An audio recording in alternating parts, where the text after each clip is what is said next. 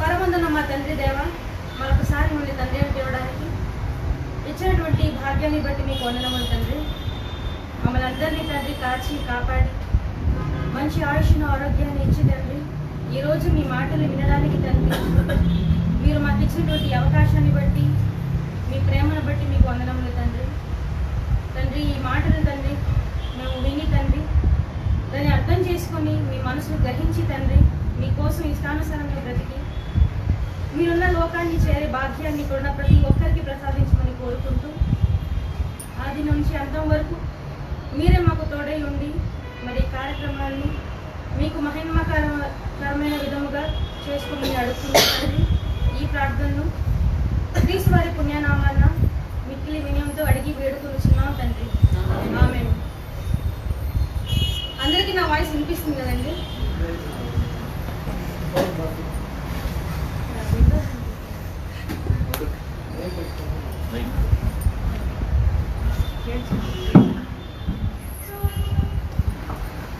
సరే,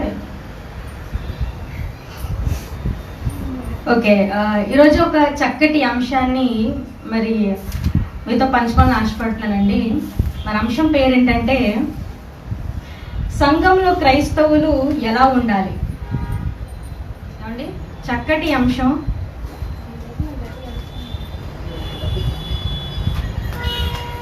ఏమండి, అంశం పేరు సంఘంలో క్రైస్తవులు ఎలా ఉండాలి.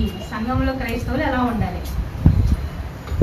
ఈ పాటలోనికి వెళ్ళక ముందు అసలు సంఘం అంటే ఏంటి, సంఘం అంటే ఏంటి అనే దాని గురించి మనం ఆలోచించుకుంటేనండి, సంఘం అంటే మరి నేడు క్రైస్తవులు సంఘం అంటే ఏమి అనుకుంటారంటే చర్చ్ బిల్డింగ్ అనుకుంటారు. ఇప్పుడు ఎవరినైనా వెళ్ళి అంటే క్రైస్తవులు వెళ్ళేసి మీరు చర్చ్కి వెళ్తారండి అంటే వెళ్తామండి. మీ చర్చి ఏదండి అని అంటే పలానా పెద్ద బిల్డింగ్ని చూపిస్తారు. ఒక పెద్ద బిల్డింగ్ని, గోపురాన్ని, మళ్ళీ ఆ గోపురం ఇల్లులా ఉండదు, పెద్ద భవనంలో ఉండి దానికి పైన మళ్ళీ ఒక సిలువ ఉంటుంది. అలా ఉంటేనే చర్చ్ అంట. దాన్ని చూపించి ఇదేనండి చర్చ్, మేము ఈ చర్చికి వెళ్తామండి, ఇదే మా సంఘం అండి అని చాలా మంది క్రైస్తవులు అనుకుంటున్నారండి. కానీ నిజానికి సంఘం అంటే ఎవరు? సంఘం అంటే మనకు కనిపించే కట్టడమా, ఒక స్ట్రక్చరా, లేకపోతే మనుషులా అనేది మనం ఒకసారి బైబిల్ని బట్టి ఆలోచిస్తానండి. అపోస్తల కార్యములు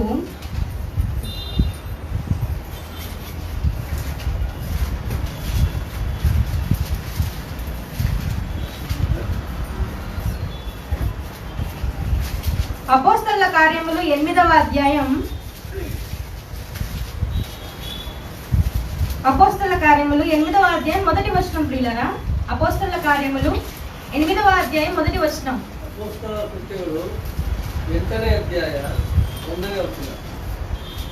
ಇದನ್ನು ಹೇಳಿ ನಿದ್ರೆ ಹೋದನು. ಸೌಲನು ಅವನ ಕೊಲೆಗೆ ಸಮ್ಮತಿಸುವವನಾಗಿದ್ದನು. ಆ ದಿವಸದಲ್ಲಿ ಯೆರೂಸಲೇಮಿನಲ್ಲಿದ್ದ ಸಭೆಗೆ ದೊಡ್ಡ ಹಿಂಸೆ ಉಂಟಾಯಿತು. ಅಪೊಸ್ತಲರು ಹೊರತಾಗಿ ಎಲ್ಲರೂ ಯೂದಾಯ, ಸಮಾರ್ಯ ಸೀಮೆಗಳಲ್ಲಿ ಚೆದರಿ ಹೋದರು. యాక్ట్స్ చాప్టర్ 8 వర్స్ 1 అండి. ఓకే, ఆ కాలమందు యెరూషలేములోని సంఘమునకు గొప్ప హింస కలిగినందున అపోస్తలులు తప్ప అందరూ యూదయ సమరయ దేశములోనికి చెదరిపోయిరి. పిల్లరా, ఈ మాటను మనం జాగ్రత్తగా గమనిస్తానండి. ఇక్కడ చూడండి, ఆ కాలమందు యెరూషలేములోని సంఘమునకు అంటే యెరూషలేములోని సంఘమునకు గొప్ప హింస కలిగెను. అంటే యెరూషలేములో ఉన్నటువంటి సంఘానికి గొప్ప హింస కలిగింది. అంటే ఇప్పుడు మన క్రైస్తవులు చెప్పుకున్న ప్రకారంగా సంఘం అంటే కట్టడ అండి అని చెప్తున్నారు కదా.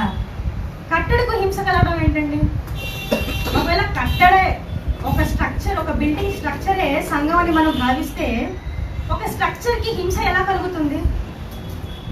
ఇందుకు హింస పెట్టిన వాళ్ళు ఎవరు? పౌలు గారు. అది మనం పై వచనంలో మనం తెలుసుకోవచ్చు. ఇక్కడ సౌలు గారు ఏం చేస్తారంటే అక్కడ ఉన్న క్రైస్తవుల్ని హింసిస్తున్నాడు.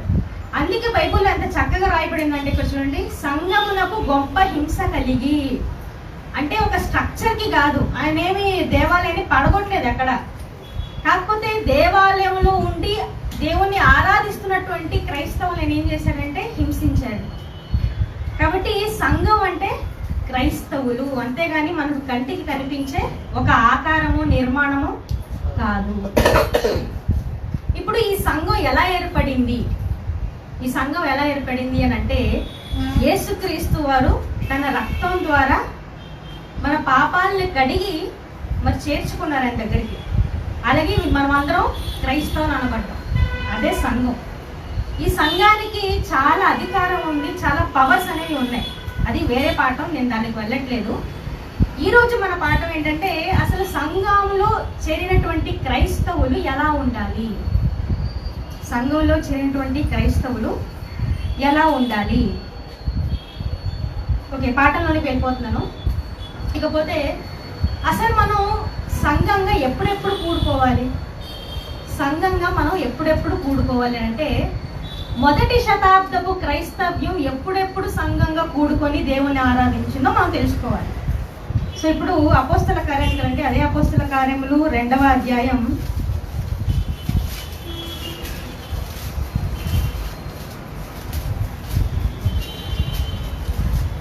అపోస్తల కార్యములు 2వ అధ్యాయం 41 నుంచి 47 వచనముల వరకు ప్రియులారా. అపోస్తల కార్యములు 2వ అధ్యాయం 41 నుంచి 47. ಅಪೊಸ್ತಲ ಕೃತ್ಯಗಳು 7ನೇ ಅಧ್ಯಾಯ 49ರಿಂದ 47. ಅವನ ಮಾತಿಗೆ ಒಪ್ಪಿಕೊಂಡವರು ದೀಕ್ಷಾಸ್ನಾನ ಮಾಡಿಸಿಕೊಂಡರು. ಆ ದಿವಸ ಸುಮಾರು 3,000 ಜನರು ಅವರಲ್ಲಿ ಸೇರಿದರು. ಇವರು ಅಪೊಸ್ತಲರ ಬೋಧನೆಯನ್ನು ಕೇಳುವುದರಲ್ಲಿಯೂ ಸಹೋದರ ಅನ್ಯೋನ್ಯತೆಯಲ್ಲಿಯೂ ಒಟ್ಟಿ ಮುರಿಯುವುದರಲ್ಲಿಯೂ ಪ್ರಾರ್ಥನೆಯಲ್ಲಿಯೂ ನಿರತರಾಗಿದ್ದರು. ಎಲ್ಲರಿಗೂ ಭಯ ಉಂಟಾಯಿತು. ಇದಲ್ಲದೆ ಅನೇಕ ಅದ್ಭುತ ಕಾರ್ಯಗಳು, ಸೂಚಕ ಕಾರ್ಯಗಳು ಅಪೊಸ್ತಲರ ಕೈಯಿಂದ ನಡೆದವು. ನಂಬಿದವರೆಲ್ಲರೂ ಒಗ್ಗಟ್ಟಾಗಿದ್ದು ತಮ್ಮದೆಲ್ಲವನ್ನು ಮೃದುವಾಗಿ ಅನುಭವಿಸುತ್ತಾ ತಮ್ಮ ತಮ್ಮ ಸ್ಥಿರ ಸೊತ್ತುಗಳನ್ನು ಮಾರಿ ಬಂದ ಹಣವನ್ನು ಎಲ್ಲರಿಗೂ ಅವರವರ ಅಗತ್ಯವಿದ್ದ ಹಾಗೆ ಹಂಚಿಕೊಡುತ್ತಾ ಇದ್ದರು. ಅವರು ದಿನಾಲು ಏಕ ಮನಸ್ಸಿನಿಂದ ದೇವಾಲಯದಲ್ಲಿ ಕೂಡುತ್ತಾ ಮನೆ ಮನೆಗಳಲ್ಲಿ ರೊಟ್ಟಿ ಮುರಿದು ಉಲ್ಲಾಸದಿಂದಲೂ ಸರಳ ಹೃದಯದಿಂದಲೂ ಊಟ ಮಾಡುತ್ತಾ ಇದ್ದರು. ದೇವರನ್ನು ಕೊಂಡಾಡುವವರಾಗಿಯೂ ಜನರೆಲ್ಲರ ದಯವನ್ನು ಹೊಂದುವವರಾಗಿಯೂ ಇದ್ದರು. ಕರ್ತನು ರಕ್ಷಣೆ ಮಾರ್ಗದಲ್ಲಿರುವವರನ್ನು ದಿನಾಲು ಅವರ ಮಂಡಲಿಗೆ ಸೇರಿಸುತ್ತಿದ್ದರು. యాక్ట్స్ చాప్టర్ 2 వర్సెస్ 41 to 47 అండి. ఓకే, ఇక్కడ కాబట్టి అతని వాక్యమును అంగీకరించిన వారు బాప్తిస్మం పొందిరి. అంటే పేతురు గారు పైన ప్రసంగం చేస్తారు. ప్రసంగం చేసినప్పుడు చాలా మంది మారుతారండి. మారిపోయిన తర్వాత ఆ వాక్యాన్ని అంగీకరించినటువంటి వారు ఏం చేస్తారంటే బాప్తిజం పొందుతారు. బాప్తిజం పొంది 42వ వచనంలో ఆ దినమందు ఇంచుమించు 3,000 మంది చేర్చబడిరి. అంటే ఇంచుమించుగా ఎస్టిమేషన్ గా 3,000 మెంబర్స్ చేర్చబడ్డారు. అది మొదటి శతాబ్దపు సంఘంలో. ఓకేనా? వీరు అపోస్తుల బోధ యందును సహవాసమందును రొట్టె విరుచుట యందును ప్రార్థన చేయుట యందును ఎడతెగక ఉండిరి. అంటే క్రైస్తవులుగా సంఘానికి చేర్చబడిన వారు రొట్టె విడుచుట యందును బోధ యందును సహవాసమందును ప్రార్థన చేయుట యందును ఎడతెగక ఉండిరి. ఎడతెగక అంటే నిరంతరం ఉన్నారు. వారానికి ఒక్కసారో సంవత్సరానికి ఒక్కసారో లేరు, ప్రతిరోజు ఉన్నారు అని అర్థం. అలాగే కింది వచనాలు కూడా మనం చూసుకున్నట్లయితే పిల్లరా 43వ వచనం నుంచి, అప్పుడు ప్రతివానికి భయము కలిగెను మరియు అనేక మహత్కార్యములను సూచక క్రియలను అపోస్తలుల ద్వారా జరిగెను. విశ్వసించిన వారందరూ ఏకముగా కూడి తమకు కలిగిన దంతయు సమిష్టిగా ఉంచుకొని ఇదియుగాక వారు తమ చర స్థిరాస్తులను అమ్మి అందరికీ వారి వారి అక్కరి కొలది పంచిపెట్టిరి. మరియు వారు ఏక మనస్కులై, అంటే సంఘంలో ఉన్న వారందరూ ఏక మనస్కులై, యునైటీ అనేది ఇక్కడ మనకు కనిపిస్తుంది.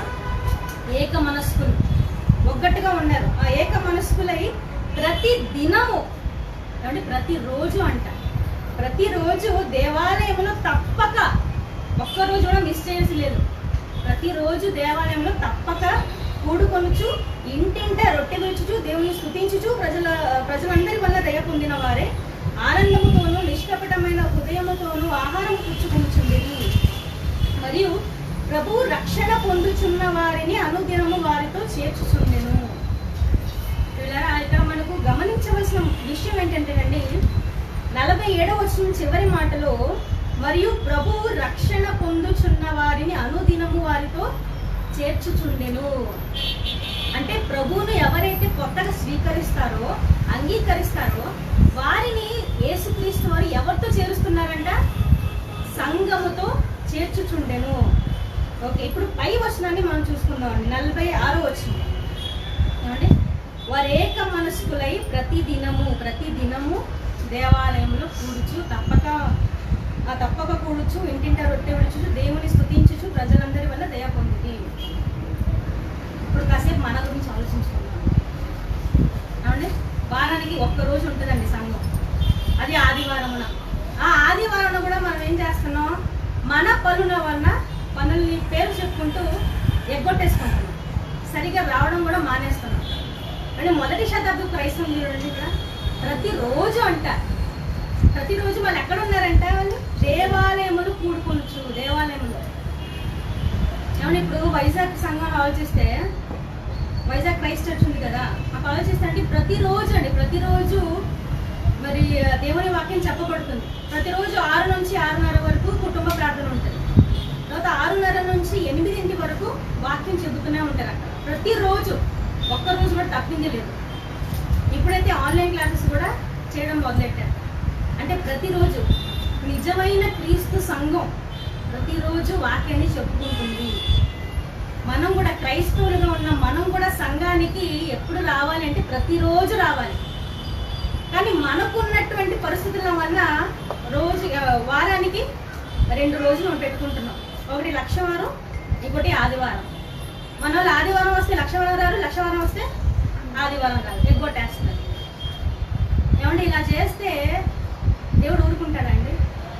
దేవునికి లెక్కప్ చెప్పాలి, అంతా నోట్ చేసుకుంటాడు ఆయన. కాబట్టి అలా చేయకండి. లోకపు పనిలో మనం చాలా ఏమంటారు డిసిప్లిన్ని పాటిస్తాం, కానీ దేవుని విషయానికి వచ్చేసరికి మాత్రం వెనకడుగు వేసేస్తూ ఉంటాం. ఒక వారం వస్తే ఇంకో వారం రాము. అలా వెళ్ళకండి. అలా మీరు ఎడతెగక ఉంటే, అంటే తప్పించుకుంటూ ఉంటే మీరు సాతానికి బానిసలైపోతారు. అర్థం చేసుకోండి మాట. అలాగే ఇంకో విషయం ఏంటంటే, ఇప్పుడు సంఘానికి మనం వస్తున్నాం. ఎప్పుడు రావాలి సంఘానికి? ప్రతిరోజు రావాలని చెప్పుకుని ఓకే, ఎప్పుడు రావాలి? అదే విషయాన్ని లూకా సువార్తలో చెప్తారండి. ఒకసారి మాటను చూసుకుందాం. లూకా సువార్త 21వ అధ్యాయం. లూకా సువార్త 21వ అధ్యాయం 38వ వచనం. ప్రియులారా, లూకా సువార్త 21వ అధ్యాయం 38వ వచనం. Luke chapter 21 verse 38. ಜನರೆಲ್ಲರೂ ಆತನ ಉಪದೇಶವನ್ನು ಕೇಳಬೇಕೆಂದು ಬೆಳಿಗ್ಗೆ ಎದ್ದು ದೇವಾಲಯಕ್ಕೆ ಆತನ ಬಳಿಗೆ ಬರುತ್ತಿದ್ದರು. చూడండి, ఇక్కడ ఎంత చక్కగా రాయబడిందో. ప్రజలందరూ ఆయన మాట వినుటకు దేవాలయములో ఆయన యొద్దకు పెందలకడి వచ్చింది. ఏమండి? అక్కడ ఉన్నటువంటి మొదటి శతాబ్దంలో ఉన్నటువంటి వారు, శిష్యులు అనబడే వాళ్ళు, యేసుక్రీస్తు వారి మాటలు వినడానికి యేసుక్రీస్తు వచ్చాక రాలేదు. అక్కడ ఎప్పుడు వచ్చారంటే అండి, పెందలకడే. కన్నడలో ఏముంది? వెళక్కనే. మనం ఎప్పుడు పెట్టుకుంటున్నాం? సంఘం ఎప్పుడు స్టార్ట్ అవుతుందండి? 10 గంటలకి. మనల్ని ఎప్పుడు వస్తారు? 10:30కి, 11. ఏంటండి ఎంత చక్కగా రాయబడింది చూడండి. ఇక్కడ ప్రజలందరూ ఆయన మాట వినడానికి పెందలకడ వచ్చారంట. ఎంత ఆసక్తి చూడండి వాళ్ళకి. మనకుంది ఆసక్తి లేదు, అసలు కరువైపోయింది. అది ఇప్పుడు మనకు లేట్ అయిపోతున్నాం. మీరు ఒకసారి ఆలోచించండి. మీ పిల్లల్ని స్కూల్కి పంపిస్తున్నారు, స్కూల్కి కానీ కాలేజ్ కానీ పంపిస్తారు. అలాగే మీరు కూడా పనులకి వెళ్తున్నారు. స్కూల్కి కాలేజ్, ఇప్పుడు స్కూల్ 8:45కి ప్రారంభం అవుతుంది అనుకుందాం. ఎన్నింటికి పంపిస్తారు మీ పిల్లల్ని? 8:30కి. మహానీయులు 7 o'clock కూడా పంపించేస్తారు. 8:30కి పంపించేసంటే అంత ముందు చూపు. ఎందుకు? మా పిల్లోడు వెళ్ళి వాళ్ళ దగ్గర తిట్టించుకోకూడదు, సరైన సమయంలో వారు వెళ్ళాలి అని మనం ఉద్దేశంతో పంపిస్తాం. మంచిది. అలాగే మీరు పనికి వెళ్ళేటప్పుడు కూడా 10ంటికి స్టార్ట్ అవుతుందంటే 9:30కి 9:45 వెళ్ళిపోతారు. ఎందుకు? 10:30కి వెళ్ళొచ్చుగా. మీకు ఇష్టం వచ్చినట్టు వెళ్ళొచ్చు కదా, వెళ్ళరు. ఎందుకు? పంచి కొట్టాలి, లేకపోతే శాలరీ కట్ అవుతుంది. ఆ భయం ఉంది మనకి. ఏమంటే స్కూల్కి ఒక పద్ధతిని పాటిస్తాం, పనికి వెళ్ళడానికి ఒక పద్ధతిని పాటిస్తాం. దేవుని విషయానికి వచ్చేసరికి వద్దాంలే 10:30కి వెళ్దాం, 11ంటికి వెళ్దాం. ఏంటండి ఇది? ఇంకా చాలా మంది మళ్ళీ ఏమనుకుంటారంటే తాతయ్య గారు అంటే జయశైలి గారి ప్రసంగం 11ంటికి స్టార్ట్ చేస్తారు. అంతకు ముందు అంతా ఏం చేస్తారు, పాటలు లేకపోతే ప్రకటన ఉంటుంది. ఇప్పుడు వినాలేంటి మనం, వినేం చేయాలి, ఏం లేదు కదా అని చాలా మంది దీనికి కూడా హెజిటేషన్ చేస్తూ ఉంటారు. చాలా తప్పండి. ఇప్పుడు స్కూల్ కూడా ఇన్ఫాక్ట్ క్లాసెస్ అనేది ఎప్పుడు ప్రారంభమవుతుంది చెప్పండి? 9 o'clock ప్రారంభమవుతుంది. 8:45 to 9 o'clock ఎంత ఉంటుంది, ఏముంటుంది అక్కడ? అసెంబ్లీ ఉంటుంది, ప్రేయర్ ఉంటుంది. మీ పిల్లల్ని 9 o'clock కదా స్టార్ట్ అయ్యేది కాలేజ్ స్కూల్, అప్పుడు పంపించేస్తారు. ఏంటి ఏం చేస్తారు టీచర్లు? 1 గంట కింద నిలవబెడతారు. మాకు అదే పనిష్మెంట్. 9 తర్వాత ఎవరైనా క్యాంపస్కి వెళ్తే 10 వరకు కిందనే ఉండాలి సెల్లార్లో మాకు. ఏమంటే ఇలాంటి పనిష్మెంట్స్ అనేవి ఉన్నాయి. అదే మన సంఘానికి ఇలాంటి పనిష్మెంట్స్ అయితే మనం పెట్టట్లేదు. ఎందుకు? మనకి జనాలు రావడమే తక్కువైపోయింది, సంఘానికి సరిగ్గా జనాలు రావడమే తక్కువైపోయింది. పిల్లరా, ఇక్కడ మనం జాగ్రత్తగా గమనించవలసింది ఏంటంటేనండి, సంఘానికి సరి అయిన సమయంలో రావాలి. 10ంటికంటే షార్ప్ 10ంటికే రండి. ఏమంటే మిగతా విషయాలు అంతా మీరు పంక్చువాలిటీని మెయింటైన్ చేసుకొని దేవుని విషయానికి వచ్చేసరికి మీరు వెనకడి చేస్తున్నారంటే మనుషులు ఏం అడగరు మిమ్మల్ని, కానీ దేవునికి మీరే ఏం చేయాలంటే లెక్క అప్పచెప్పాలి. ఆయన అస్సలు వదిలిపెట్టడు. అప్పుడు ప్రభు నాకు ఇంత పని ఉంది, అంత పని ఉంది ప్రభు, అందుకే అవ్వలేదు అని అంటే మిగతా వీడియోస్ అన్ని ప్లే చేసి చూపిస్తాడు.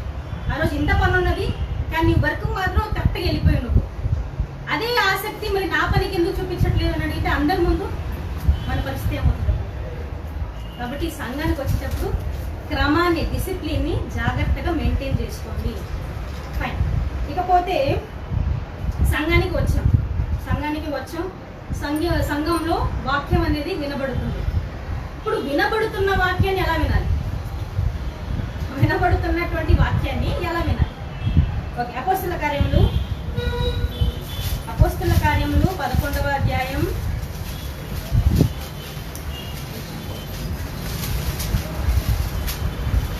అపోస్తల కార్యములు 11వ అధ్యాయం, క్షమించండి 17వ అధ్యాయం. అపోస్తల కార్యములు 17వ అధ్యాయం అండి. అపోస్తల కార్యములు 17వ అధ్యాయం 11వ వచనం. Acts chapter 17 verse 11. అపోస్తల కార్యములు 17వ అధ్యాయం 11వ ವಚನ అండి. ಆ ಸಭೆಯವರು ಥೆಸಲೋನಿಕದವರಿಗಿಂತ ಸದ್ಗುಣವುಳ್ಳವರಾಗಿದ್ದು ದೇವರ ವಾಕ್ಯವನ್ನು ಶುದ್ಧ ಮನಸ್ಸಿನಿಂದ ಅಂಗೀಕರಿಸಿ ಇವರು ಹೇಳುವ ಮಾತು ಹೌದೋ ಏನೋ ಎಂಬ ವಿಷಯದಲ್ಲಿ ಪ್ರತಿದಿನವೂ ಶಾಸ್ತ್ರ ಗ್ರಂಥಗಳನ್ನು ಶೋಧಿಸುತ್ತಿದ್ದರು. వీరు తెసలోనికలో ఉన్న వారికంటే ఘనులై ఉండిరి కనుక ఆసక్తితో వాక్యమును అంగీకరించి పౌలును శీలయును చెప్పిన సంగతులు అలాగు ఉన్నవో లేవో అని ప్రతిదినమును లేఖనములను పరిశోధించుచు వచ్చిరి. ఇప్పుడు మనం సంఘానికి వెళ్ళాం, సంఘంలో కూర్చున్నాం, తాతయ్య గారు వాక్యం చెప్తున్నారు. తాతయ్య గారు ప్రసంగం అయ్యాక ఇంకొకరు ఎవరో వచ్చి వాక్యం చెప్తారు. మీరు వాక్యాన్ని ఎలా వినాలంట అండి? ఇప్పుడు చూడండి 11వ వచనంలో, గనుక వారు ఆసక్తితో ఇంట్రెస్ట్ కలిగి ఆసక్తితో వాక్యమును అంగీకరించి పౌలును శీలం అంటే చెప్పబడుతున్న బోధకుడు చెబుతున్న మాటలు బైబిల్లో అలాగూ ఉన్నవో లేవో అని వారు ఏం చేశారంట? ప్రతిదినమును లేఖనమును పరిశోధించుచు వచ్చిరి. కేవలము లేఖనమును ఓపెన్ చేసి చూడలేదు, పరిశోధించారు. ఇతను చెప్పేది ఎంతవరకు కరెక్ట్ అని వారు పరిశోధించారు. కానీ ఇప్పుడున్న దుస్థితి ఏంటంటేనండి, మరి మన సంఘంలోనే చాలా మంది ఏం చేస్తున్నారంటే బైబిల్ని తీసుకొస్తారు, ఓపెన్ చేయరు. ఇంకొంతమంది ఏం చేస్తారంటే బైబిల్ని తీసుకురారు, ఫోన్లో బైబిల్ చూస్తారు. ఏంటండి, ఫోన్లో బైబిల్ చూడొచ్చా? ఇక్కడ ఏమని చూడండి, లేఖనములను పరిశోధించుచు వచ్చిరి. లేఖనములు ఇచ్చారు కదా, వాక్యం ఎక్కడ? పుస్తకం ఇచ్చాడు కదా దేవుడు. ఏమంటే ఈ పుస్తకాన్ని రాయించడానికి దేవుడు 1600 సంవత్సరాలు కష్టపడ్డాడు. అంటే 1600 సంవత్సరాలు. తర్వాత ఈ యొక్క భాషను మనకు వచ్చిన భాషను ముద్రించడానికి ఇంకెన్నో సంవత్సరాలు పట్టాయి. అలా సంవత్సరాలు పడిన కష్టం చేత మనకి ఇప్పుడు చేతిలో బైబిల్ వచ్చింది. అంత చక్కగా బైబిల్ ఇచ్చినప్పుడు మళ్ళీ మనం ఫోన్లు చూసుకోవాలా? ఇప్పుడు మనం ఫోన్లు ఉట్టి బైబిల్ని చూసుకుంటాం, మళ్ళీ క్లోజ్ చేసి వేరే యాప్కి షిఫ్ట్ అయిపోతామా?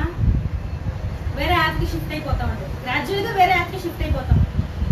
మాకేం చదువుకున్నాం, ఇప్పుడు క్లోజ్ చేసి మరో యాప్కి వెళ్ళిపోతాం. అందుకే అది వద్దు. లేఖనములు ఇచ్చాక మీరు లేఖనములు తీసి వాక్యం అలా ఉన్నదో లేదో మీరు పరిశీలించాలి, ఆసక్తిగా వినాలి. అలాగే వేరే వాళ్ళు ఆసక్తిగా ఉంటే మీరు ఏం చేయకూడదు, డిస్టర్బ్ చేయకూడదు. మరొకరు ఆసక్తిగా ఉంటుంటే మీరు డిస్టర్బ్ చేయకూడదు. అంటే మధ్యలో లేచి వెళ్ళిపోవడం కానీ, డోర్లు వేయడం కానీ, అలాగే ఫోన్ రింగ్ అవడం కానీ. కొంతమంది ఉంటారు ఫోన్ రింగ్ అయితే కట్ చేయరు, రిసీవ్ చేసి అక్కడే మాట్లాడతారు.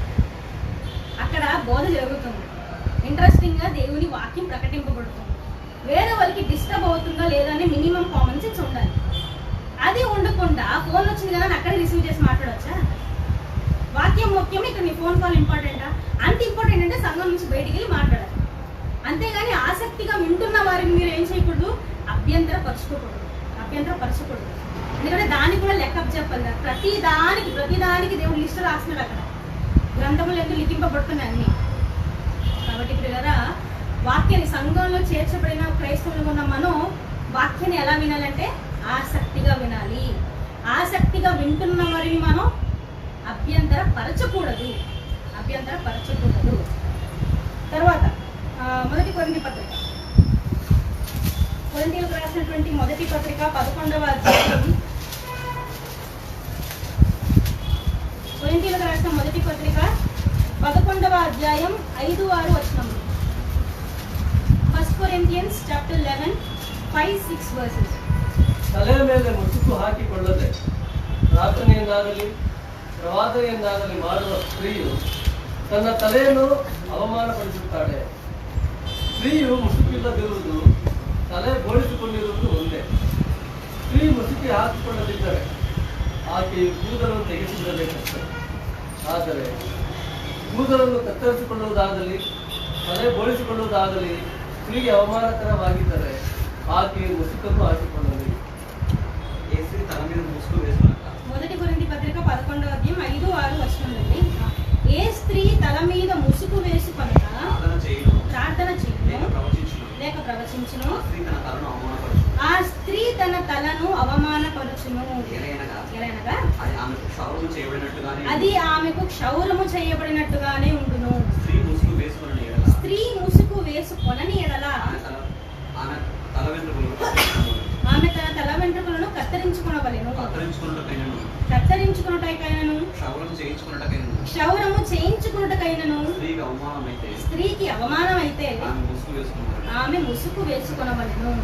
కాబట్టి ఈ మాటను బట్టి మరి పౌలు గారు ఏం చెప్తున్నారంటేనండి, సంఘానికి వచ్చినటువంటి ప్రతి స్త్రీ తన తలపైన ఏం వేసుకోవాలంట, ముసుగు వేసుకోవాలి. స్త్రీ ముసుగు వేసుకోవడం గౌరవించబడడం అని మరి జాన్సన్ అంకుల్ గారు ఈ కొత్త సంవత్సరంలో పాట కట్టారు. అది మనం చాలాసార్లు ప్రతి వారం వింటూనే ఉన్నాం. కాబట్టి దాని గురించి ఎక్స్ప్లెయిన్ చేయను. ఒక మాటలో చెప్పాలంటే, మనం సంఘానికి వచ్చినప్పుడు అంటే స్త్రీలు సంఘానికి వచ్చినప్పుడు ముసుగు కంపల్సరీ. ఎందుకంటే ముసుగు వేసుకోవడం వల్ల అది దేవుణ్ణి గౌరవిస్తున్నట్టు. అలాగే ప్రార్థన చేసినప్పుడు కూడా మనం ముసుగు వేసుకోవాలి. ప్రవచించినప్పుడు వాక్యం చెప్పేటప్పుడు కూడా మనం ముసుగు వేసుకోవాలి. ఫైన్. సో ఈ 2 వచనాలు అనేవి వాక్యం అనేది అంటే సంఘంలో మనం ఎలా ఉండాలి, సంఘంలో వాక్యాన్ని ఎలా వినాలి అనే దాని గురించి తెలుసుకుందాం. తర్వాత మరొక విషయం గురించి ఆలోచిస్తే, ఫర్ సపోజ్ సంఘంలో ఏదైనా కలహం సృష్టించబడింది అనుకోండి, అంటే ఏదైనా గొడవ కానీ ఫైట్ కానీ అయింది అనుకోండి సంఘంలో, అప్పుడు మనం ఏం చేయాలి? ఓకే, మొదటి కొరింథీ పత్రిక, అదే కొరింథీయులకు రాసిన మొదటి పత్రిక 14వ అధ్యాయం, కొరింథీ మొదటి పత్రిక 14వ అధ్యాయం 31 నుంచి 34 వచనాలు పిల్లరా.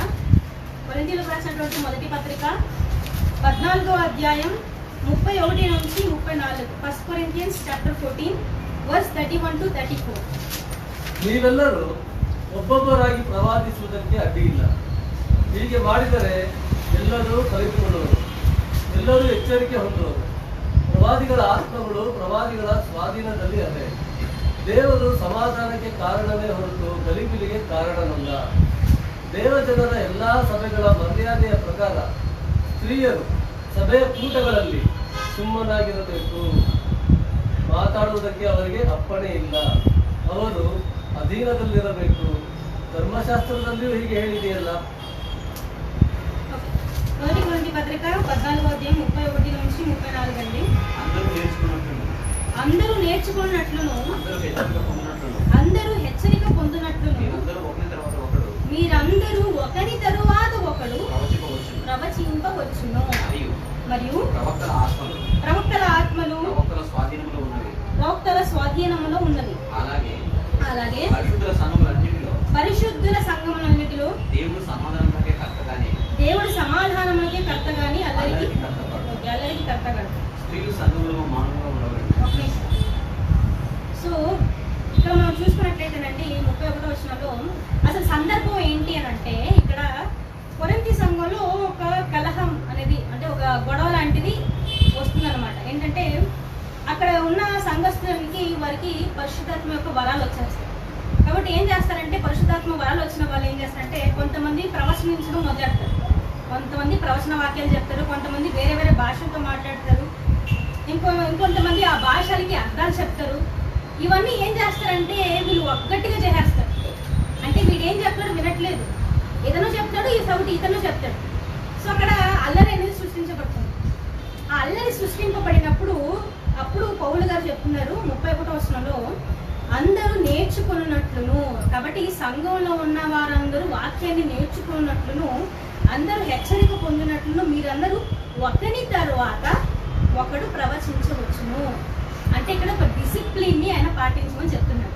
ఒకని తరువాత మరి ఒకడు అని చెప్తున్నారు. తర్వాత 33వ వచనంలో, అలాగే పరిశుద్ధుల సంఘములన్నిటిలో దేవుడు సమాధానానికి కర్త గాని అల్లరికి కర్త కాడు. అని మనం బయట సంఘాన్ని కాసేపు ఆలోచిస్తానండి, సమాధానం ఉంటుందండి ఏ సంఘంలో అయినా. పాస్టర్లు అలా ప్రసంగం చేస్తూ ఉంటారు, మధ్య మధ్యలో హల్లెలూయా అంటారు, ఒకేసారి పడుకున్న లేచి కూర్చుంటారు. అది కాకుండా కొంతమంది సంఘస్థులు వాళ్ళు కూడా హల్లెలూయా అంటారు, గోలగా అయిపోతూ ఉంటారు. తర్వాత మళ్ళీ పరిశుద్ధాత్మ వరాలు ఉన్నాయని బోధిస్తారు. ఆ మధ్యన ఎక్కడో ఇక్కడ ఆంధ్రప్రదేశ్లో అండి పరిశుద్ధాత్మ వరాలు నేను పంచుతానని చెప్పేసి ఒక అతను ఏం చేశాడంటే, అతను మైక్ పట్టుకున్నాడు. ఓకేనా, మైక్ పట్టుకుని ఆ దారం ఉంటుంది కదా మైక్ వైర్, ప్రజల మీద ఇసిరేసి ఇది పట్టుకోండి, మైక్ వైర్ పట్టుకోండి, నేను ఇక్కడ ఊదుతాను, మీ అందరికీ పరిశుద్ధాత్మ వచ్చేస్తుంది అన్నాడట. ఈ ఊదాడు, నిజంగా వాళ్ళు ఏం చేస్తారు, పరిశుద్ధాత్మ వచ్చిన అందరూ పడిపోయాడు. పడిపోని వాళ్ళు ఏం చేస్తారు, వెనకాల ఉంటారు కదా, అది వస్తారు. కానీ పరిశుద్ధాత్మ పేరుతో అల్లరి అల్లరి అల్లరి.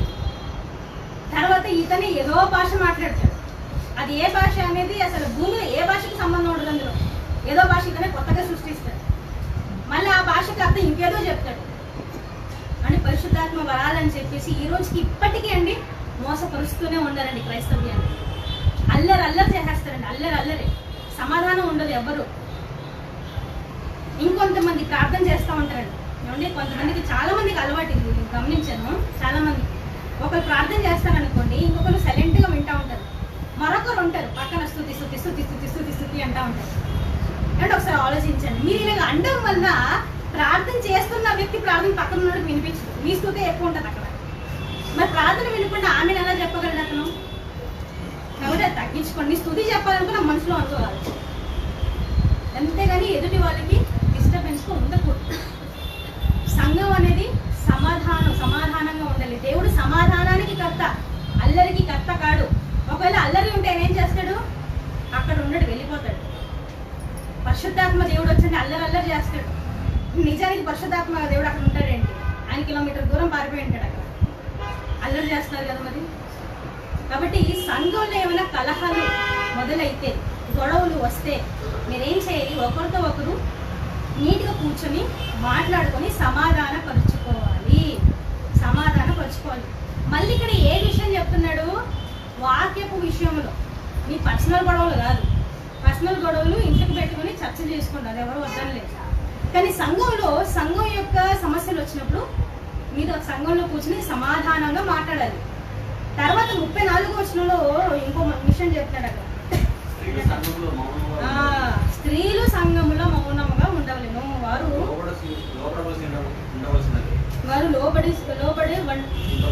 లోబడి ఉండవలసినదే కానీ మాట్లాడుతూ వారికి సెలవలేదు. ఇలాగ ధర్మశాస్త్రము చెప్పుచున్నది. అంటే ఇక్కడ స్త్రీ సంఘములో మౌనంగా ఉండవలను. చాలా మంది అంటే వేరే ఒక సంఘాన్ని మనం చూసుకున్నట్లయితే పిల్లరా, ఈ మాటను చూపించి స్త్రీలను వాక్యం చెప్పనివ్వరు. కానీ ఇక్కడ చూడండి ఎంత క్లియర్గా ఉంది, స్త్రీ సంఘంలో మౌనముగా ఉండవలను. కాబట్టి ప్రవచిస్తున్న స్త్రీని కూడా తీసుకొచ్చి లాగబెట్టి కూర్చోబెట్టేస్తారు. స్త్రీ సంఘంలో మౌనముగా ఉండవాలంటే అర్థం ఏంటి? అక్కడ పైన విషయం ఏంటి జరుగుతుంది? అక్కడ గొడవ జరుగుతుంది. ఫర్ ఎగ్జాంపుల్ ఆలోచించండి, ఇక్కడ ఒక గొడవ జరుగుతుంది. ఇద్దరు గొడవ జరుగుతున్నప్పుడు అందులో ఎవరు ఎక్కువ వెళ్ళిపోతారు? లోపల ఎవరు వేలు దూరుస్తారు? దానికి స్త్రీలే ఎక్కువ దూరుతారు. బయట వీధిలో అంతా గొడవలకి వెళ్ళండి. అక్కడ ఇప్పుడు ఈ స్లమ్స్ దగ్గర అంటే కొళాయి ఉంటాయి కదండి, వాటర్ ట్యాప్స్. అక్కడ గొడవ అవుతా ఉంటుంది, బిందులతో కొట్టేసుకుంటా ఉంటారు. అక్కడ ఎవరు ఎక్కువ మంది ఉంటారు చెప్పండి? స్త్రీలే ఉంటారు, పురుషులే ఉంటారు. అక్కడ పురుషుడు వెళ్తే గొడవని సమాధానం పరచడానికి వెళ్తారు. కానీ స్త్రీలు వెళ్ళిపోతే ఏం చేస్తారు? పెద్దదైపోద్ది. చిన్నగా ఉన్న గొడవ పెద్దగా అయిపోయి ఏమైపోతుంది? చంపేసుకోవడం కూడా వెళ్ళిపోద్ది. దానికి బెస్ట్ ఎగ్జాంపుల్ ఎవరంటే హేరోదియా. హేరోదు రాజు బాప్తిస్మం ఇచ్చి యోహాన్ని కానీ ఊరికి బంధించి పెట్టాడు. కానీ హేరోదియా ఏం చేసింది? పగబట్టేసుకుని ఏం చేసింది? తన కూతురికి బాగా నాట్యం నేర్పించి ఆ నాట్యాన్ని తన తండ్రి ముందు ప్రదర్శింపజేసేసి అతను బాగా ఎగ్జాక్ట్ అయిపోయి, మరి నీకేం కావాలమ్మా, నా సగం రాజ్యం కూడా నీకు రాసిస్తాను అన్నప్పుడు ఈ అమ్మాయి ఏదో చాక్లెట్ బిస్కెట్ ఆడుకోకుండా నిమ్మగా అమ్మ దగ్గరకు వచ్చేసి, అమ్మ మరి నాన్న అడుగుతున్నాడు, నేనేం అడగాలి అంటే బాప్తిస్మం ఇచ్చి యోహాన్ తలగా ఇమ్మని అడగాలి. అంటే ఆడవాళ్ళు గొడవలో దూరితే ఇలాగే అయిపోద్ది. ఉన్న గొడవ కాస్త చల్లారదు, ఎక్కువ అయిపోద్ది. అంటే గొడవకి ఏమంటారు, మండుతున్న అగ్నికి కెరోసిన్ పోసినట్టు ఇంకా ఎక్కువ అవుతూ ఉంటుంది. అందుకే స్త్రీని సంఘంలో మాట్లాడవద్దు అన్నాడు. ఈ విషయానికి మాట్లాడవద్దు అన్నాడు. అంతేగాని ప్రవచించకూడదని ఎక్కడా లేదు. అదే మీరు ముందుగా ఒకసారి రండి, 1 కొరింథీ పత్రిక 11వ అధ్యాయం ఆ ముసుగు సందర్భంలో. 1 కొరింథీ పత్రిక 11వ అధ్యాయం 5వ వచనం అండి. 1 కొరింథీ పత్రిక 11వ అధ్యాయం 5వ వచనం. ఏ స్త్రీ తన తల మీద ముసుగు వేసుకొనక ప్రార్థన చేయును లేక ప్రవచించును, ఆ స్త్రీ తన తలను అవమానపరచాలి. ఇక్కడ ఏ స్త్రీ తన తల మీద ముసుగు వేసుకొనక ప్రార్థించునో లేకపోతే ప్రవచించును అంటే ప్రవచనం చెప్పడం, వాక్యాన్ని చెప్పడం. అంటే స్త్రీ సంఘంలో బోధించవచ్చు అంటే ఖచ్చితంగా బోధించవచ్చు. కానీ ఏమైనా అల్లరి జరుగుతున్నప్పుడు మాత్రం అమ్మ స్త్రీలరా అటువైపు వెళ్ళకండి అని ధర్మశాస్త్రము చెప్పుచున్నది. ధర్మశాస్త్రంలో ఏముంది? స్త్రీని దానికి పోలుస్తాడు దేవుడు ధర్మశాస్త్రం. ఎవరికి గుర్తులేదా? స్త్రీ సైన్యము అని అంటాడండి. స్త్రీలను సైన్యం అని అంటాడు. కాబట్టి సైన్యానికి ఉన్న మొదటి లక్షణం ఏంటో తెలుసా? వీళ్ళు చనిపోయినా పర్లేదు, అవతలని చంపేస్తారు. వీళ్ళు చనిపోయినా పర్లేదు, అవతలని చంపేస్తారు. ఇది సైన్యం, సైనికుల యొక్క లక్షణం. అంటే వాళ్ళు అనుకున్నది సాధించినంత వరకు వాళ్ళు ఊరుకోరు. అలాగే స్త్రీలు కూడా మీరు సైన్యమే, మీరు అనుకున్నది సాధించే వరకు ఊరుకోరు, మాకు తెలుసు. కానీ సంఘంలో గొడవలు అవుతున్నప్పుడు మాత్రం మీరు నోరెత్తకండి. ఎందుకంటే గొడవలు ఇంకా ఎక్కువ అయిపోతాయి. కాబట్టి గొడవలు, సంఘం అనేది సమాధానంగా ఉండాలి, అల్లరికి ఒక కేంద్రంలో ఉండకూడదు. కాబట్టి స్త్రీ సంఘంలో మౌనంగా ఉండమంటారు. ఓకే, ఇది మళ్ళీ స్త్రీలకే కాదండి. ఇది ఓకే. నెక్స్ట్ వెళ్దాం. ఇప్పుడు సంఘం అయిన తర్వాత, సంఘం అంతా అయిపోయింది అంటే సంఘంలోకి వచ్చాం, కూర్చున్నాం, ఆసక్తిలో వాక్యం విన్నాం, ఏదైనా గొడవ అయితే సమాధాన పక్షం అంతా అయిపోయింది. ఇప్పుడు సంఘం అయిన తర్వాత ఏం చేయాలి? సంఘం అంతా అయిపోయింది, ఏం చేస్తాం మనం? సామాన్యంగా కాఫీలు, టీలు, బ్రెడ్లు ఇవి పంచుతూ ఉంటారు. ఈ మీన్ వైల్ గ్యాప్లో మనం ఏం చేస్తాం? కొంతమంది అక్కడక్కడ గుంపులో కూడి మనం ఏం మాట్లాడతాం? వాళ్ళు అలాగా, వీళ్ళు ఇలాగా, ఇది వస్తుంది కదా, ఈ టాపిక్ అనేది వస్తుంది. ఇదే విషయాన్ని తిమోతికి పత్రికలో పౌలు గారు చెప్తారండి. ఇదే విషయాన్ని తిమోతి పత్రికలో మొదటి తిమోతి పత్రిక, తిమోతికి రాసినటువంటి మొదటి పత్రిక 4వ అధ్యాయం 7వ వచనం. తిమోతికి రాసినటువంటి మొదటి పత్రిక 4వ అధ్యాయం 7వ వచనం పిల్లరా. Timothy chapter 4 and verse 7. ಅಜ್ಜಿ ಕಥೆಗಳಂತಿರುವ ಕೇವಲ ಪ್ರಾಪಂಚಿಕವಾದ ಕಥೆಗಳನ್ನು ತಳ್ಳಿಬಿಟ್ಟು ನೀನು ದೇವಭಕ್ತಿಯ ವಿಷಯದಲ್ಲಿ ಸಾಧನೆ ಮಾಡಿಕೋ. అపవిత్రమైన ముసలమ్మ ముసుగును విసర్జించి అపవిత్రములైన ముసలమ్మ ముచ్చట్లను విసర్జించి దేవభక్తి విషయంలో దేవభక్తి విషయంలో నీకు నీవే సాధనము నీకు నీవే సాధనము చేసుకుని చేసుకునము. అంటే సంఘం అయ్యాక మనకు కొంత ఖాళీ సమయం దొరుకుతుంది కదా ఇంటికి వెళ్ళక ముందు. అప్పుడు మీరు గుంపులుగా కూడుకుంటారు, మంచిదే. ఒకరి గురించి ఒకరు అడుగుతారు, మంచిదే. కానీ మీరేం మానాలంటే అండి అపవిత్రమైన ముసలమ్మ ముచ్చట్లను విసర్జించి. అపవిత్రం అంటే ముసలమ్మ ముచ్చట్లను ఏంటి?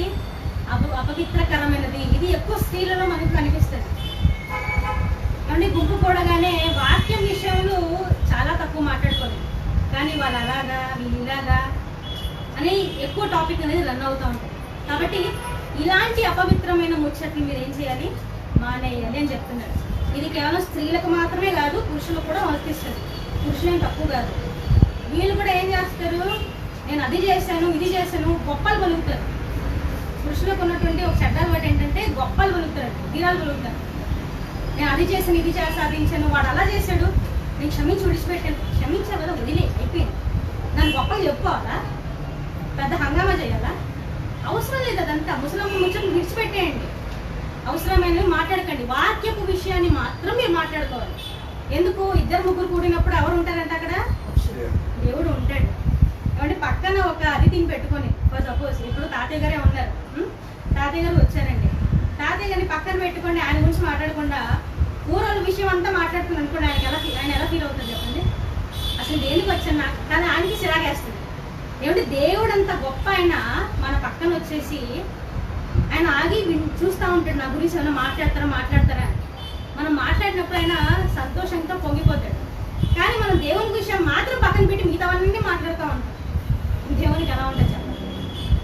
కోపం వస్తుందా రాదా? చిరాకు వేస్తుందా వేయదా? ఖచ్చితంగా అవుతుంది. అందుకే 6వ వచనంలో చూడండి ఒకసారి. 6వ వచనం చదవండి. ఈ సంగతులను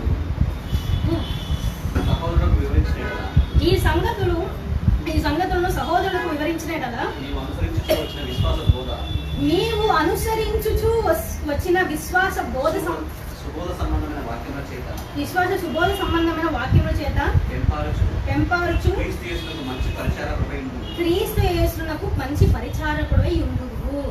కాబట్టి విశ్వాసము సంబంధమైనటువంటి బోధన మీరు ఏం చేయాలి? మాట్లాడుకోవాలి అని చెప్తున్నారు. ఓకేనా? సంఘం అయ్యాక ముసలమ్మ ముచ్చట్లు మానేయండి.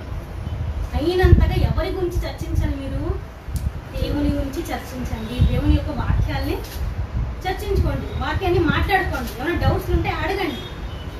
ఫైన్. ఇప్పుడు సంఘం అయిపోయింది, అంతా అయిపోయింది. సంఘం నుంచి ఇంటికి వచ్చాక ఏంటి పరిస్థితి? ఇది మనకు చాలా ఇంపార్టెంట్. నిజంగా సంఘంలో ప్రపంచంలో ఎవరు లేనంత భక్తిగా ఉంటాం. ఇంటికి వచ్చాక మాత్రం సంఘంలో ఉన్న ఆవిడ ఎలా విడి అన్నంత డౌట్ వచ్చేస్తుంది. అంటే ఎప్పుడో ఒకసారి ఒక సందర్భం విన్నాను.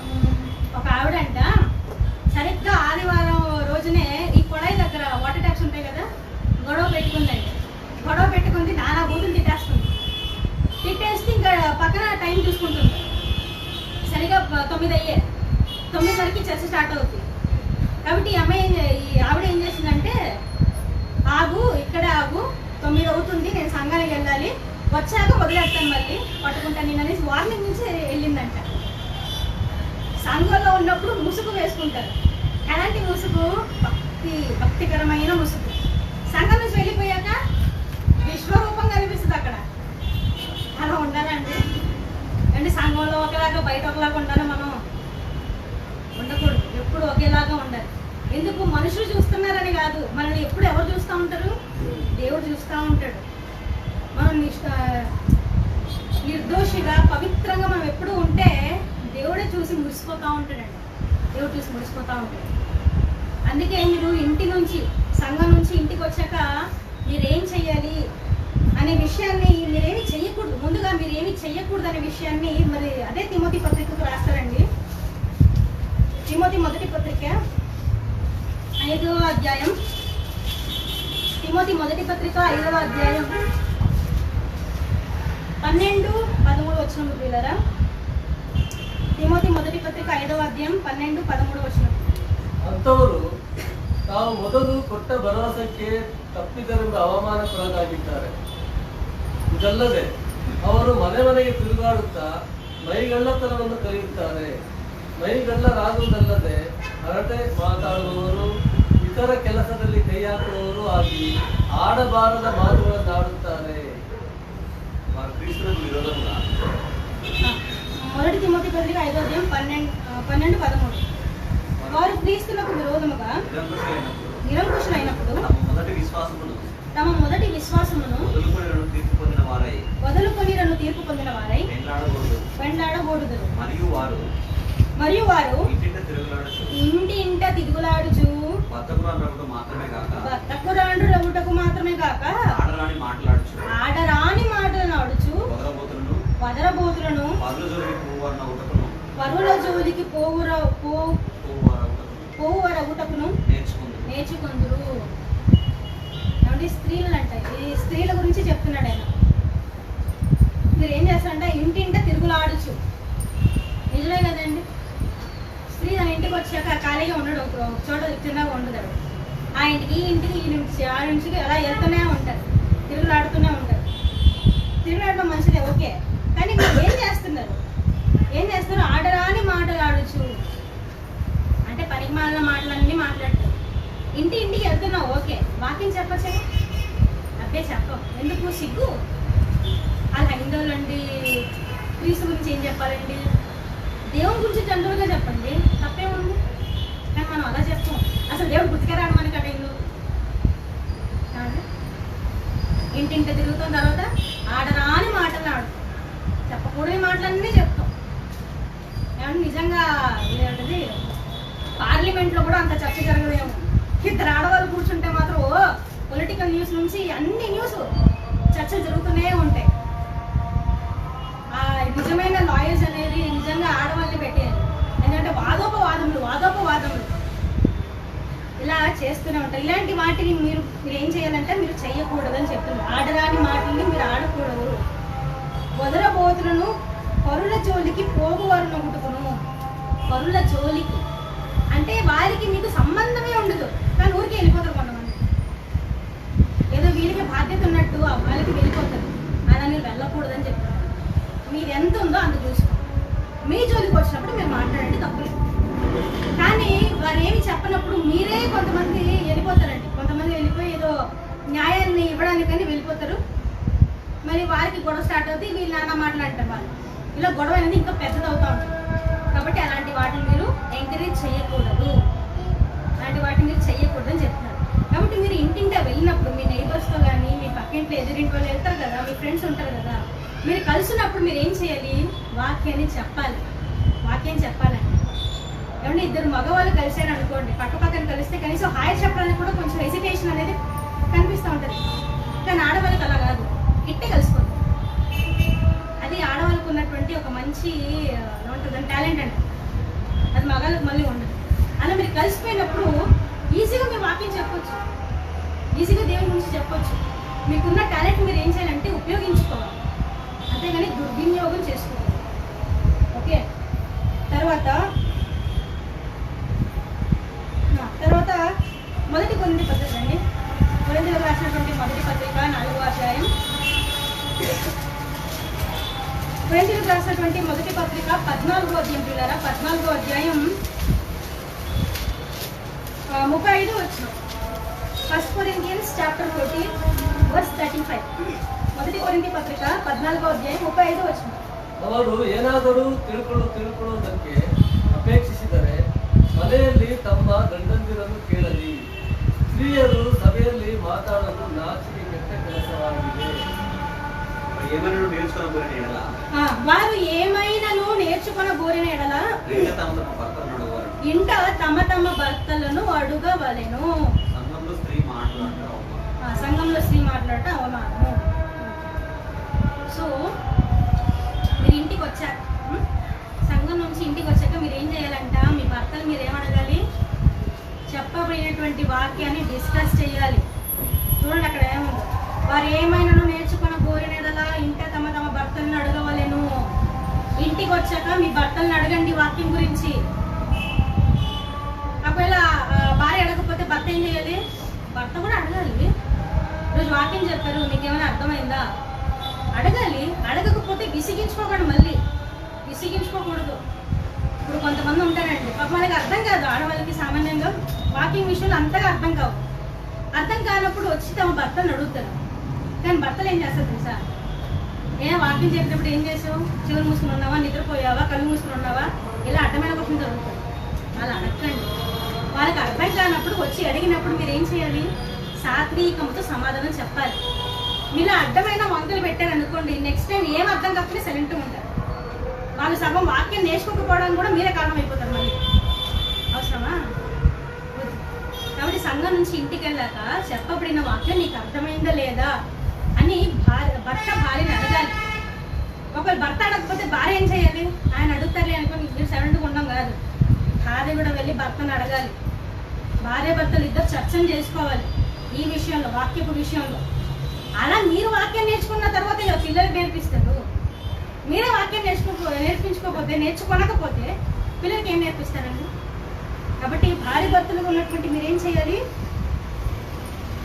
భార్య భర్తలు ఉన్నటువంటి మీరేం చేయాలి, సంఘం నుంచి ఇంటికి వచ్చాక వాక్యాన్ని డిస్కస్ చేయాలి.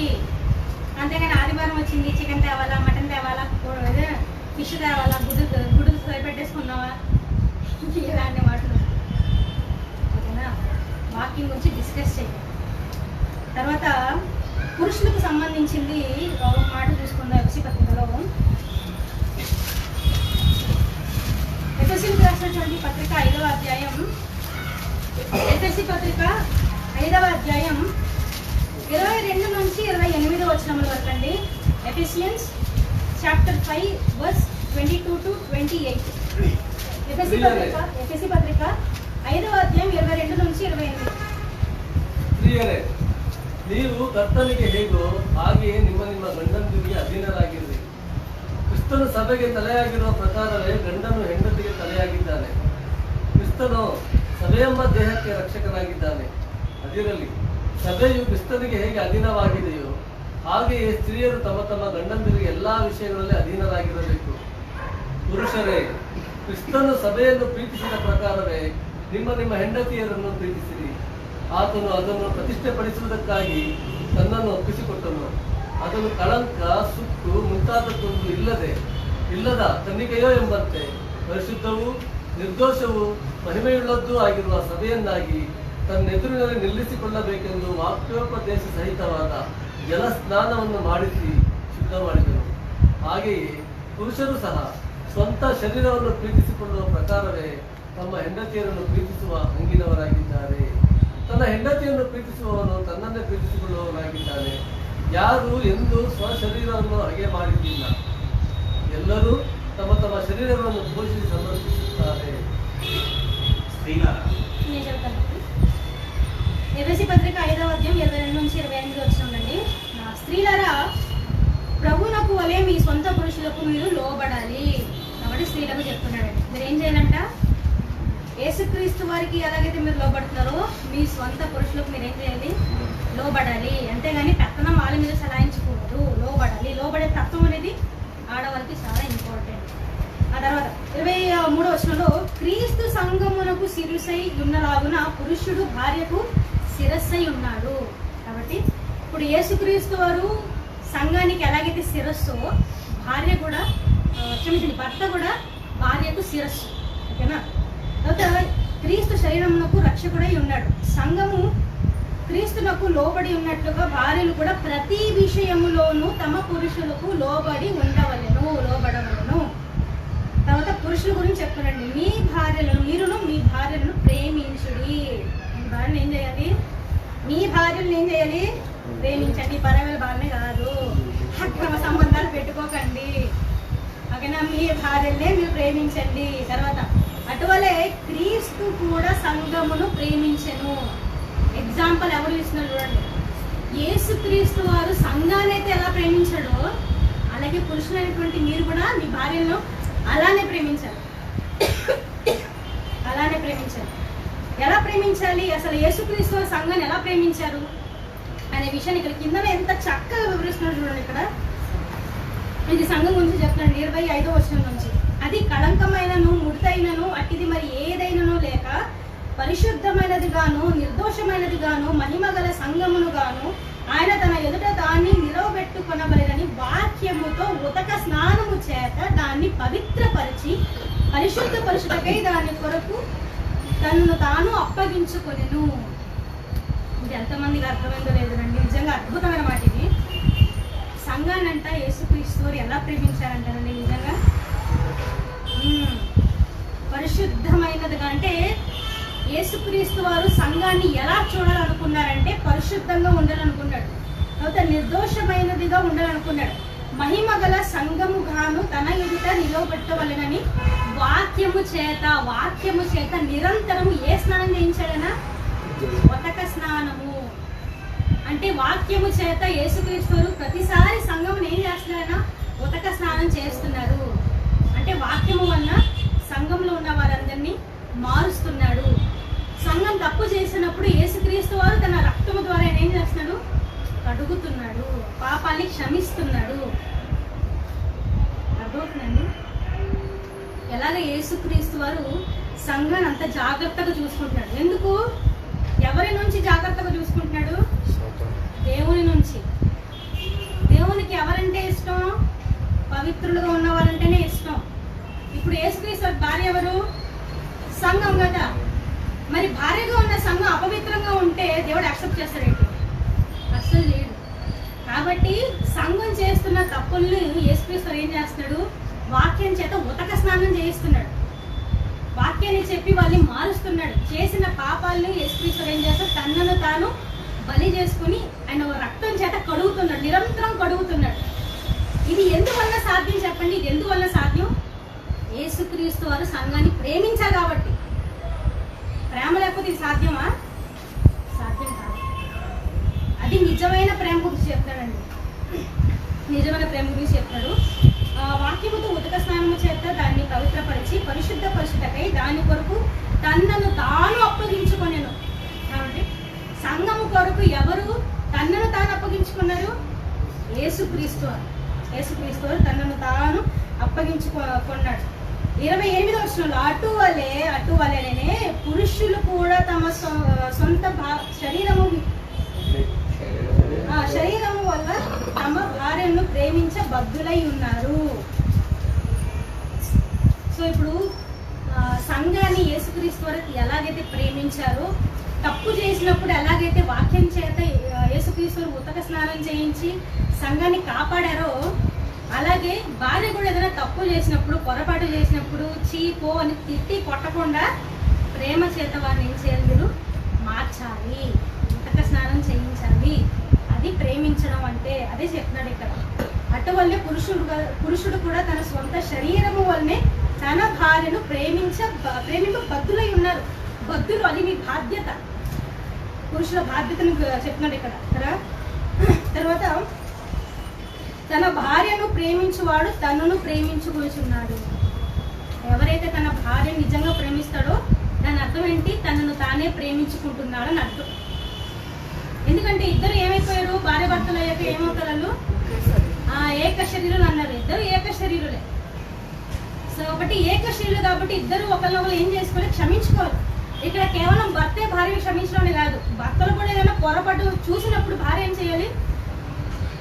ఒక మంచి మనసుతో దాన్ని క్షమించాలి, భర్తను క్షమించాలి. భర్త దగ్గరికి వెళ్ళి చెప్పాలి, మీలో ఇది లోపం ఉంది, సరి చేసుకోండి, వాక్యం ప్రకారం ఏది తప్పు అని. తన పవిత్ర ప్రవర్తన వల్ల భర్తను భార్య మార్చుకోవాలి. ఇద్దరిని ఒకరినొకరు ఏం చేసుకుని క్షమించాలి, ఇద్దరిని ఒకరినొకరు ప్రేమించుకోవాలి. అప్పుడే వారి దాంపత్య జీవితం ఏమవుతుంది? స్థిరంగా ఉండగలరు.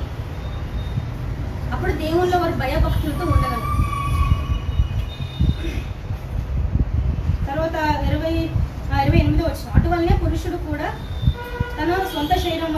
భార్యను ప్రేమించబదులే ఉన్నారు, తన భార్యను ప్రేమించువాడు తనను తానే ప్రేమించుకొనుచున్నాడు అని చెప్తున్నారు.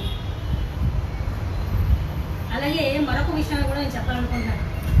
ఏంటంటే ఇక్కడ ఎందుకు దేవుడు ఎక్కువగా పురుషుల్ని తమ భార్యల్ని ప్రేమించండి అంటున్నాడంటే కారణం స్త్రీల గురించి ఒక మాట వ్రాయబడిందండి. స్త్రీల గురించి ఒక మాట వ్రాయబడింది. అది మనందరికీ చాలా బాగా తెలుసు, అనేక సార్లు చదువుకున్నాం. కొంతమంది స్త్రీల గురించి చదువుకున్నప్పుడు ఇలా కోపం కూడా వస్తుంది. ఏంటబ్బా మాట అనుకున్నారా?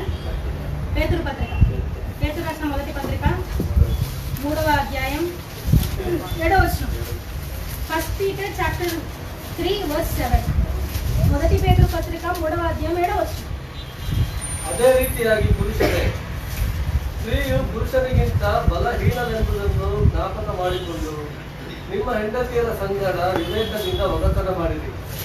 ಅವರು ಜೀವವರಕ್ಕೆ ನಿಮ್ಮೊಂದಿಗೆ ಬಾಧ್ಯರಾಗಿದ್ದಾರೆಂದು ತಿಳಿದು ಅವರಿಗೆ ಮಾನವನ್ನು ಸಲ್ಲಿಸಿರಿ. ಹೀಗೆ ನಡೆದರೆ ನಿಮ್ಮ ಪ್ರಾರ್ಥನೆಗಳಿಗೆ ಅಡ್ಡಿಯಿರುವುದಿಲ್ಲ.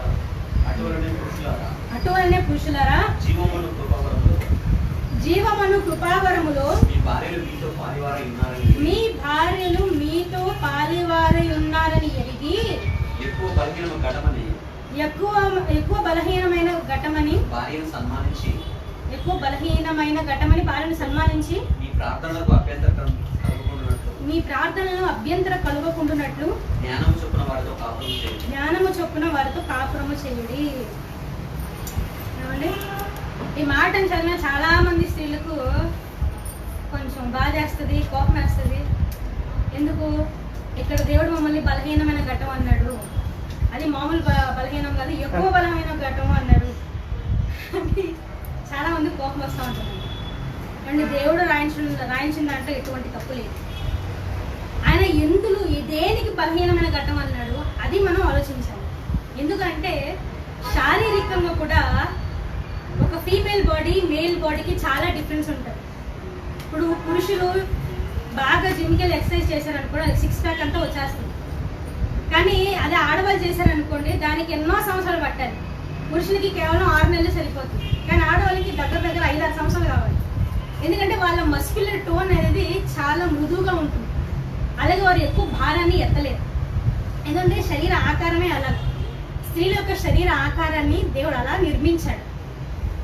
ఇద్దరు ఒకేలా చేయొచ్చు కదా అని అంటే ఇద్దరు నేను ప్రయోజనం అన్నప్పుడు డిఫరెంట్ ఉండాలి కదా. అలాగే ఇంకోటి ఇక్కడ మరి ఇంకొకటి ఎక్కువ గమనించాలి ఏంటంటే ఎక్కువ బలహీనమైన ఘట్టం అన్నాడు. ఎవరిని? స్త్రీలను. ఎక్కువ ఎక్కడ కూడా బైబిల్లో పురుషుడు బలమైన ఘట్టం అని ఎక్కడ రాయించలేదు. బైబిల్ మీరు ఎక్కడ చూసినా పురుషుడు బలమైన ఘట్టం అని ఎక్కడ రాయించలేదు. పురుషుడు కూడా బలహీనమైన ఘట్టమే. కాకపోతే పురుషుడు కన్నా స్త్రీ ఎక్కువ బలహీనమైన ఘట్టం. దేనిని బట్టి? శారీరకంగాను మానసికంగా. అర్థం చేసుకో. ఇప్పుడు ఫర్ ఎగ్జాంపుల్ ఒక ఉదాహరణ చెప్తాను. ఇప్పుడు మీరు ఎవరికైనా ఒక గాజు గిన్నె ఇచ్చారనుకోండి, ఒక గ్లాస్ తాలూకు ఒక గిన్నె ఇచ్చారనుకోండి, ఇచ్చేటప్పుడు మీరు వాళ్ళకి ఏం చెప్తారు? ఇది కొంచెం జాగ్రత్తగా అండి, ఇది కొంచెం విలువైంది, జాగ్రత్తగా ఉంచుకోండి అని చెప్తాం. అదే ఒక స్టీల్ ఇది ఇస్తున్నారు అనుకోండి, అది స్టీల్ గిన్నె ఇస్తున్నారు, బౌల్ ఇస్తున్నారు అనుకోండి, చెప్తామండి అంత జాగ్రత్తగా విసిరేస్తారు, పెట్టుకుంటప్పుడు లేకపోతే బాగుంది. ఎందుకు? ఆ స్టీల్ గిన్నె ఏంటి? చాలా గట్టి, అది కింద పడినా మళ్ళీ బౌన్సే చేతికి వచ్చేస్తుంది, అంత గట్టిగా ఉంటుంది. అదే గాజు గిన్నె కింద వస్తే షాటర్ పీసెస్, ముక్కలు అయిపోతుంది. ఇప్పుడు గాజు గిన్నెకు ఎక్కువ విలువ, ఏమంటుందండి, స్టీల్ గిన్నెకి ఎక్కువ విలువ.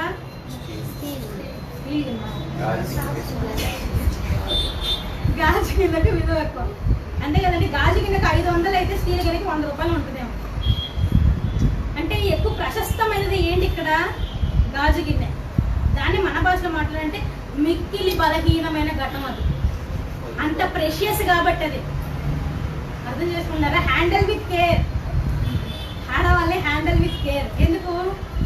ఒక మాట అంటే మనసు విరిగిపోద్ది, మళ్ళీ అత్తుకోవడానికి చాలా సంవత్సరాలు పడుతుంది. గాజు పగిలిపోయినట్టు గుండెకి అలా పగిలిపోద్ది. కాబట్టి ప్రశస్తమైనది, ఆడవాళ్ళు ప్రశస్తమైన వాళ్ళు. అది చెప్పడానికి నేను ఉదాహరణ చెప్తాను. అలానే మగవాళ్ళు గర్హీలు అని చెప్పట్లేదు కమా, మళ్ళీ అపార్థం చేసుకుంటారు. మగవాళ్ళు కూడా ప్రశస్తమైన వాళ్ళే, వాళ్ళు బలవంతులు. కానీ మగవాళ్ళు మీరు మీ భార్యను ఎలా చూసుకోవాలంటే హ్యాండిల్ విత్ కేర్. అందుకే చూడండి ఇక్కడ ఎంత చక్కగా చెప్పండి నిజంగా. కింది వచనంలో మనం చూసినట్టయితే 7వ వచనంలో చదువుతాను. అటువంటి పురుషులారా, జీవమును కృపావరములో మీ భార్యలు మీతో పాలివారై ఉన్నారని ఎరిగి ఎక్కువ బలహీనమైన ఘటమని భార్యను సన్మానించి మీ ప్రార్థనలకు అభ్యంతర కలుగకుండునట్లు జ్ఞానము చొప్పున వారితో కాపురం చేయండి. కాబట్టి ఆడవాళ్ళు మీరు హ్యాండిల్ విత్ కేర్, చాలా ప్రశస్తమైనగా మీరు చూసుకొని వారికి వాక్యాన్ని నేర్పించాలి. వారికి వాక్యం నేర్పించకపోతే నువ్వు ప్రార్థనకు వెళ్ళలేవు. అదే చెప్పాడు. అంటే వాక్యాన్ని అర్థం చేసుకున్న స్త్రీయే తన భర్తను దేవుని పనిలో పంపగలదు. అర్థం చేసుకోకపోతే ఏం చేస్తుంది? కాల్ వచ్చేస్తుంది అక్కడ నుంచి, ఎంతసేపు నీకు దేవుడే ముఖ్యం, ఇక్కడ పిల్లలు బతుకున్నారు చచ్చారని ఏమి ఇది లేదు అని ఇలాంటి ఎమోషనల్ బ్లాక్మెయిల్ అంతా వచ్చేస్తుంది. కాబట్టి అలాంటివి చేయకండి, వాక్యాన్ని నేర్చుకోండి. అలాగే ఇంకో విషయం ఏంటంటేనండి, మరి సైన్స్ ప్రకారంగా ఏంటో తెలుసా, మైండ్ మెచ్యూరిటీ, మైండ్ యొక్క ఎదుగుదల. ఈ మైండ్ మెచ్యూరిటీ ఎవరిలో ఎక్కువ ఉందంటే ఆడవాళ్ళు ఎక్కువ ఉంటుందంట. ఆడవాళ్ళు 32 సంవత్సరంలోనే పూర్తిగా మైండ్ మెచ్యూరేషన్ అయిపోతారు. కానీ మగవాళ్ళకి వచ్చేసరికి 40 ఏళ్ళు పడుతుందట, 40 ఇయర్స్. అంటే 8 to 10 ఇయర్స్ గ్యాప్ ఉంది మెంటల్ మెచ్యూరిటీ. అంటే ఆడవాళ్ళు ఎక్కువగా డిసిషన్స్ కూడా తొందరగా తీసుకునేవాళ్ళు. అలాగే ఎమోషనల్గా ఎక్కువ అటాచ్ కూడా అయ్యేది ఆడవాళ్ళే. ఇప్పుడు తల్లికి బిడ్డ పుట్టింది అనుకోండి, బిడ్డ పుట్టగానే ఆ తల్లికి ఆ తల్లి తత్వం, అమ్మ తత్వం అనేది ఆటోమేటిక్గా వచ్చేస్తుంది. కానీ భర్తకు ఆ నాన్నతత్వం రావడానికి కొంచెం టైం పడుతుంది. ఎలా ఆ అమ్మాయి నేర్చుకుంది, తల్లి తత్వం ఎలాగే అతనికి వచ్చేసిందంటే అదంతా ఆటోమేటిక్, తొందరగా వచ్చేస్తుంది. హవ్వ విషయంలో కూడా ఆలోచించండి. ఆదాం దగ్గరికి వచ్చింది ఎదది, సర్పం వచ్చింది, పండిచ్చింది, ఆయన చూసి చూడనట్లు ఇగ్నోర్ చేస్తాడు. కానీ హవ్వ ఏం చేసింది? రాగానే రియాక్ట్ అయ్యింది, ఎక్కువ రియాక్ట్ అయ్యింది. ఆదాం గారు ఏమి మాట్లాడలేదు, ఆ సర్పంతో ఆదాం గారు ఎక్కడ మాట్లాడినట్లు మనకు కనిపించదు. కానీ హవ్వ ఏం చేసింది? ధైర్యంగా దానికే సువాద చెప్పింది, వాక్యం చెప్పింది దానికే, దేవుడు ఇలా అన్నాడు నీకు తెలుసా అని. అలాగే వాక్యాన్ని ముందు చెప్పింది తనే, సాతాను గుప్పట్లు కూడా పడింది తనే ముందు. కాబట్టి ఆడవాళ్ళు ప్రతిదానికి కొంచెం ముందుగా ఉంటారు. అందుకే బలహీనమైన ఘటం అంటారు. ఓకేనా? తర్వాత ఇంకో మాటను చూసుకుందాం. ఆదికాండం 2వ అధ్యాయం 18వ వచనం. ఆదికాండం 2వ అధ్యాయం 18వ వచనం. Genesis chapter 2 verse 18. ಮತ್ತು ಯೆಹೋವ ದೇವರು ಮನುಷ್ಯನು ಒಂಟಿಗನಾಗಿರುವುದು ಒಳ್ಳೆಯದಲ್ಲ, ಅವನಿಗೆ ಸರಿಬೀಳುವ ಸಹಕಾರಿಯನ್ನು ಉಂಟು ಮಾಡುವೆನು ಅಂದರು. మరియు దేవుడైన యెహోవా నరుడు ఒంటరిగా ఉండటం మంచిది కాదు, వానికి సాటి అయిన సహాయమును వాని కొరకు చేయుదును అనుకునేను. మరి చాలా మంది ఏమనుకుంటారంటే ఆ బలహీనమైన ఘటన వాక్యం చదువుకున్నాం కదా, దీన్ని పట్టుకుని చాలా మంది క్రైస్తవేత్తరులు, అంటే క్రైస్తవులకు విరోధులైన వారు, క్రీస్తుకు విరోధులైన వారు ఏం చెప్తారంటే, ఈ యొక్క మాటను పట్టుకుని ఇక్కడ చూడండి, మరి ఆడవాళ్ళని బలహీనమైన ఘట్టం అంటున్నాడు అంటే పురుషులు బలమైన ఘట్టం అన్నట్టే కదా. ఇక్కడ చూడండి, దేవుడే జెండర్ ఇన్ఈక్వాలిటీని చూపిస్తున్నాడు అనే ఒక విషయాన్ని వీళ్ళు రేకిస్తారు. కాబట్టి ఇక్కడ జెండర్ ఇన్ఈక్వాలిటీ ఉందా అండి? చూడండి అక్కడ మాట కూడా ఎంత స్పష్టంగా రాయించాడు. ఆదికాండం 2:18 వచనంలో, మరియు దేవుడైన యెహోవా నరుడు ఒంటరిగా ఉండటం మంచిది కాదని వానికి సాటి అయిన సహకారి, వానికి సహకారి కాదు, ఎటువంటి సహకారి అంట? సాటి అయిన సహకారి, ఈక్వాలిటీ. దేవుడు ఆదాం హవ్వల్ని చేసేటప్పుడు కూడా ఇద్దరిని ఈక్వల్ గానే సృజించాడు. ఎవరు ఎక్కువ కాదు, ఎవరు తక్కువ కాదు, ఇద్దరు ఈక్వలే, సాటి అయిన సహకారి. హవ్వ ఆదాము సహాయం చేస్తే ఆదాము హవ్వ కూడా సహాయం చేయాలి, సాటి అయిన సహకారి, ఇద్దరు ఈక్వలే. కాకపోతే ఇప్పుడు 3వ అధ్యాయం 17వ వచనానికి రండి ఒకసారి. 3వ అధ్యాయం 16వ వచనం. ఆదికాండం 3వ అధ్యాయం 16వ వచనం అండి. ಆಮೇಲೆ ಸ್ತ್ರೀಗೆ, ನೀನು ಗರ್ಭಿಣಿಯಾಗಿರುವ ಕಾಲದಲ್ಲಿ ಬಹು ಸಂಕಟ ಕೊಡಬೇಕೆಂದು ನಾನು ನೇಮಿಸಿದ್ದೇನೆ. ಕಷ್ಟದಿಂದಲೇ ಮಕ್ಕಳನ್ನು ಹೆರುವಿ. ಗಂಡನ ಮೇಲೆ ನಿನಗೆ ಆಸೆ ಇರುವುದು, ಅವನು ನಿನಗೆ ಹೊಡೆಯಲಾಗುವನು. ఆయన స్త్రీతో 3వ అధ్యాయం 16వ వచనం. ఆయన స్త్రీతో నీ ప్రయాసమును నీ గర్భవేదనను నేను మిక్కిలి హెచ్చించదను. వేదనతో పిల్లలను కందువు. భర్త ఎడల నీకు వాంఛ కలుగును, అతడు నిన్ను ఏలును. ఎక్కడ వచ్చింది ఇక్కడ అతడు నిన్ను ఏలును అనే మాట?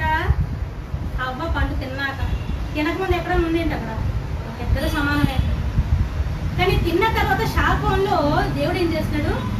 భర్త నిన్ను ఏలును అన్నాడు. ఎందుకు ఏలును అన్నాడు? కానీ నువ్వు తొందరగా డిసిజన్ తీసేసుకున్నావు. నీకు ఒక గైడ్ కావాలి, నేను ఆపాలి, కంట్రోల్ చేయాలి, ఒక గైడ్ కావాలి కదా, యజమాని కావాలి కదా. అందుకు భర్త నిన్ను ఏలును అన్నాడు. కానీ అప్పటి నుంచి మన దానికి ఎటువంటి సిస్టమ్ వచ్చేసిందంటే పేట్రియార్కల్ సిస్టమ్. ఏమండి, ఎప్పుడుదా మగవాడిది పై చెయ్యి అన్నట్టు. మగవాళ్ళు ఏం చెప్తే అదే సరి, ఆడవాళ్ళు ఏం చెప్తే నీకేం తెలీదు, నువ్వు బలహీనమైన దాన్ని, నువ్వు ఆలోచించలేవు, అంత క్యాపబిలిటీ లేదు అని ఇలా కించపరిచి మాట్లాడతారు. కానీ దేవుడు ఎక్కడ అలా చెప్పలేదు.